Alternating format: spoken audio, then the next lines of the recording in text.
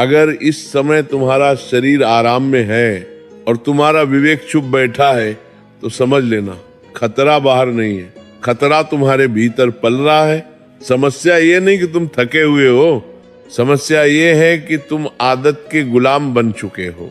समय को तुम घड़ी में देखते हो, लेकिन समय तुम्हें आईने में देख रहा है, हर दिन पूछ रहा है आज तूने अपने भविष्य के लिए क्या किया, और तुम जवाब में बस एक उंगली हिला देते हो स्क्रीन की तरफ। तुम सोचते हो अभी तो उम्र है, अभी तो समय है, अभी तो सब ठीक है, लेकिन सच सुनना है, समय कभी चेतावनी नहीं देता, वो चुपचाप सब कुछ छीनता है। शरीर की ताकत, आंखों की चमक और माँ बाप की उम्मीद। जिस पिता के हाथ खुरदरे हो चुके हैं वह तुम्हारे लिए नहीं तुम्हारे सपनों के लिए घिसे हैं। जिस माँ ने अपने शौक भूल दिए वह त्याग किसी कहानी के लिए नहीं था, वो तुम्हारे नाम लिखा गया कर्ज था, और तुम उस कर्ज को चुकाने की बजाय मनोरंजन में समय उड़ा रहे हो। ये कठोर लगेगा, लेकिन जरूरी है। दुनिया तुम्हारी हालत नहीं पूछेगी, दुनिया सिर्फ नतीजा देखेगी। यहाँ कोई ये नहीं पूछेगा कि तुम थके थे या टूटे थे, यहाँ सिर्फ ये पूछा जाएगा तुमने किया क्या। भीड़ में खड़े रहने वालों को इतिहास याद नहीं रखता, इतिहास उन्हें याद रखता है जो तब खड़े रहे जब बैठना आसान था। और हाँ, दूसरे भी वही सब झेलते हैं जो तुम झेल रहे हो। मन का भागना, आंखों का भारी होना, मोबाइल की लत, आराम का लालच, फर्क सिर्फ इतना है कुछ लोग इन सब के बावजूद बैठते हैं और कुछ लोग इन्हीं के बहाने बनाते हैं। तुम्हें लगता है कि जो आगे निकल गया उसके पास कोई जादू था? नहीं, उसने बस एक काम किया। जब मन ने कहा छोड़ दे, उसने कहा नहीं, हर दिन नहीं, हर घंटा नहीं, लेकिन उस एक क्षण में उसने हार नहीं मानी जहां ज्यादातर लोग मान जाते हैं। याद रखो, जिंदगी अचानक नहीं बदलती, जिंदगी उस दिन बदलती है जिस दिन तुम खुद से झूठ बोलना बंद करते हो, जिस दिन तुम ये स्वीकार कर लेते हो कि समस्या किताब नहीं है, समस्या तुम्हारा अनुशासन है। तुम्हें महान बनने की जरूरत नहीं, तुम्हें बस लगातार ईमानदार बनना है। और ये रास्ता तालियों से नहीं शुरू होता, ये रास्ता खामोशी से शुरू होता है। जहां कोई देख नहीं रहा, जहां कोई शाबाशी नहीं दे रहा, जहां सिर्फ तुम हो और तुम्हारा निर्णय। यही वह बिंदु है जहां से आगे की कहानी बनती है। और यहीं से तुम्हें खुद से एक सवाल पूछना पड़ेगा, क्या मैं अपने भविष्य के साथ ईमानदार हूं? और अब जरा ठहरो, सिर्फ शरीर से नहीं, मन से ठहरो, क्योंकि यहाँ से बात डांट की नहीं रही, यहाँ से बात निर्णय की है। अब ये मत कहो कि मुझसे नहीं होता, ये वाक्य बहुत चालाक है, ये मेहनत से बचने का सभ्य बहाना है। सच ये है कि तुम्हें करना आता है, लेकिन तुम असुविधा से डरते हो। पढ़ाई कठिन नहीं होती, कठिन होता है। एक ही जगह बैठे रहना जब मन भागना चाहता है कठिन होता है। फोन को सामने पड़ा देखकर भी उसे न उठाना कठिन होता है। रात को जब सब सो जाएं, तब अकेले किताब के साथ बैठना, और जो इन कठिन क्षणों में खुद को नहीं छोड़ता वही आगे चलकर दुनिया को हैरान करता है। समझो इस बात को, जिस दिन तुमने अपने मन से ये कहना सीख लिया कि भागने का रास्ता खुला है पर मैं नहीं भागूंगा, उसी दिन से तुम साधारण नहीं रहते। अधिकांश लोग अपनी असफलता का दोष परिस्थितियों पर डालते हैं। कोई कहता है घर का माहौल ठीक नहीं, कोई कहता है पैसे की दिक्कत है, कोई कहता है दिमाग तेज नहीं है। लेकिन सच ये है कि इन सबसे कठिन हालात में भी लोग निकले हैं, और निकले हैं इसलिए क्योंकि उन्होंने अपने भीतर का अनुशासन नहीं छोड़ा। अनुशासन का अर्थ ये नहीं कि तुम दिन रात पढ़ते रहो, अनुशासन का अर्थ है मन जो कहे उसका हाँ, आदेश न मानना। मन कहे थोड़ा आराम कर ले और तुम कहो काम पूरा करके, मन कहे कल कर लेंगे और तुम कहो। आज मन कहे कोई नहीं देख रहा, और तुम कहो मेरा विवेक देख रहा है। यहीं से आदमी बदलता है। अब सुनो एक कठोर सत्य, तुम जिस दिन अपने माता पिता के सपनों को सिर्फ भावना समझकर टाल दोगे, उस दिन से तुम्हारा पतन शुरू हो जाता है। क्योंकि वे सपने भावना नहीं होते, वे बलिदान की पर्चियां होती हैं, वे रातें होती हैं। जब माँ ने अपने लिए कुछ नहीं मांगा, वे दिन होते हैं जब पिता ने थकान के बावजूद शिकायत नहीं की, और तुम उन सबको कल पर टाल देते हो। कल बहुत निर्दयी शब्द है, ये सुनने में मीठा लगता है, पर यह जीवन को खोखला कर देता है। जो आज नहीं करता वह कल सिर्फ अफसोस करता है। अब यह समझ लो, भीड़ में रहने से कोई सुरक्षित नहीं होता। भीड़ में रहने से सिर्फ पहचान मिटती है। भीड़ वही जगह है जहां औसत लोग औसत जीवन जीते हैं और फिर औसत शिकायतें करते हैं। अगर तुम्हें भीड़ से अलग होना है तो तुम्हें वही करना पड़ेगा जो भीड़ नहीं करती। भीड़ सोती है, तुम जागो। भीड़ बहाने ढूंढती है, तुम कारण ढूंढो। भीड़ मनोरंजन ढूंढती है, तुम उद्देश्य ढूंढो। और याद रखना, अकेले चलना डरावना लगता है, पर वहीं से नेतृत्व जन्म लेता है। अब एक बात और, तुम्हें लगता है कि जो सफल हैं वे अलग मिट्टी से बने हैं। नहीं, वे भी वही डर महसूस करते हैं, उन्हें भी आलस आता है, उनका भी मन भटकता है। फर्क सिर्फ इतना है, वे अपने मन को अंतिम निर्णय लेने नहीं देते।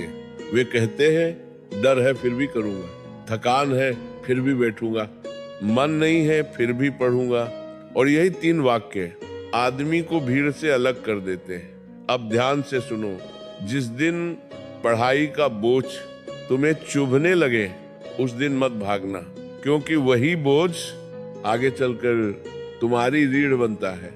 जो आज किताब का भार सहन नहीं करता, वह कल जीवन का भार कैसे उठाएगा। और ये मत सोचो कि कोई तुम्हें बचाने आएगा।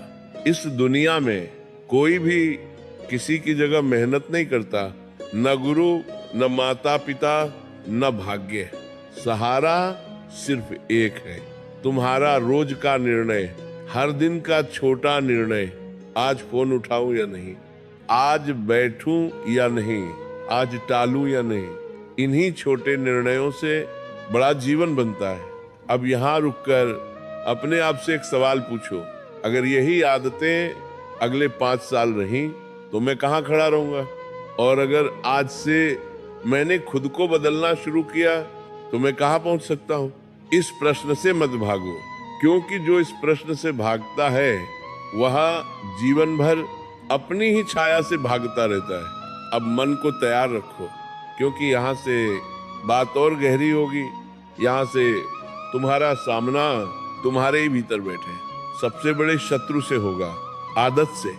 अब यहाँ आकर बात बदल जाती है। अब यह प्रश्न नहीं है कि तुम पढ़ोगे या नहीं, अब प्रश्न यह है तुम किस मन से पढ़ोगे। क्योंकि पढ़ना तो बहुतों ने शुरू किया है, पर टिके वही जिन्होंने अपने मन को समझ लिया। मन कोई शत्रु नहीं है, पर मन को खुला छोड़ दिया जाए तो वही तुम्हें डुबो देता है। इसीलिए संत कहते हैं मन को दबाओ मत, मन को संस्कार दो। आज तुम अपने मन से लड़ते हो, कल वही मन तुम्हारी ढाल बनेगा। अब समझो यह रहस्य, जब तुम रोज पढ़ने बैठते हो और रोज उठ जाते हो तो समस्या पढ़ाई नहीं होती। समस्या ये होती है कि मन को ये आदत लग जाती है कि थोड़ा सा हो फिर भागो, और मन वही करता है जिसकी उसे आदत पड़ जाए। इसलिए साधना का पहला चरण है बैठना सीखना, समझना नहीं, याद करना नहीं, नंबर लाना नहीं, बस बैठना। जब मन कहे अब बहुत हो गया और तुम फिर भी बैठे रहो, यही साधना शुरू होती है। ये क्षण कोई नहीं देखता, न माता पिता, न गुरु, न दुनिया, पर यही क्षण ईश्वर देखते हैं। क्योंकि यहीं से मनुष्य भीतर से बदलता है।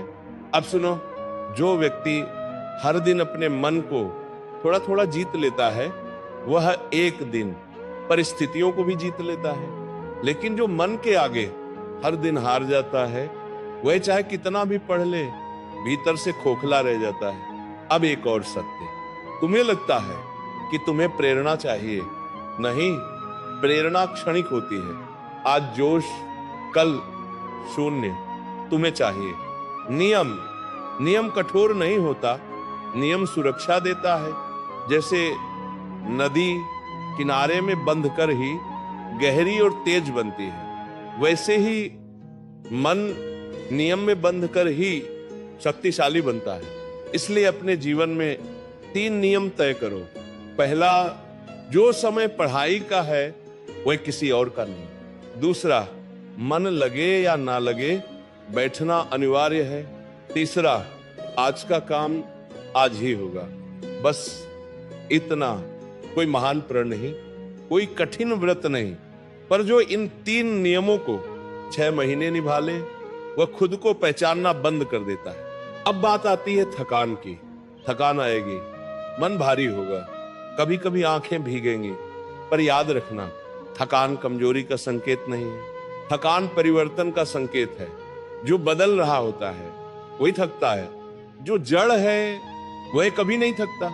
अब एक और बात जो बहुत कम लोग समझते हैं, हर दिन तुम्हें बहुत अच्छा नहीं पढ़ना है, हर दिन तुम्हें बस ईमानदारी से बैठना है। कुछ दिन ऐसे होंगे जब लगेगा आज कुछ नहीं हुआ, पर वही दिन अंदर नींव डालते। इमारत बनने से पहले नींव दिखाई नहीं देती, पर उसी पर पूरा भवन टिकता है। अब माता पिता की बात, उनसे वादा मत करो, उनसे बहस मत करो, उनसे सफाई मत दो, बस चुपचाप अपने कर्म से उत्तर देना सीखो। क्योंकि जिस दिन तुम्हारा बदलता हुआ व्यवहार वे देखेंगे, उस दिन उन्हें किसी शब्द की आवश्यकता नहीं पड़ेगी। अब अंतिम और सबसे गहरी बात, तुम्हारा भविष्य किसी एक दिन से नहीं बनेगा, वह बनेगा उन दिनों से जब कोई देख नहीं रहा था, उन रातों से जब तुम्हें छोड़ देने का मन हुआ और तुम नहीं छोड़े, उन सुबहों से जब नींद भारी थी और तुम उठ गए। उसी संग्रह से जीवन बनता है। अब अपने आप से ये वचन लो, मैं आज से अपने मन को ढील नहीं दूंगा, आज से अपनी पढ़ाई को टालने का कारण नहीं बनाऊंगा, मैं आज से अपने माता पिता के सपनों को हल्के में नहीं लूंगा, मैं आज से अपने आप को कम नहीं आंकूंगा। दूर ये, और अगर कभी डगमगाऊंगा भी तो रुकूंगा, पर पीछे नहीं हटूंगा। यही साधना है, यही धर्म है, यही शिक्षा है। अब यहाँ कोई तालियां नहीं है, नहीं मत्ताग्रावी होगा, नहीं मत्ताग्रावी होगा, कोई शोर नहीं है, बस एक मौन है। और इसी मौन में अगर तुमने अपने भीतर हाँ कह दी तो समझ लेना मार्ग खुल चुका है। अब जाओ, शब्दों को मत ढो, निर्णय को ढो, यही पर्याप्त है।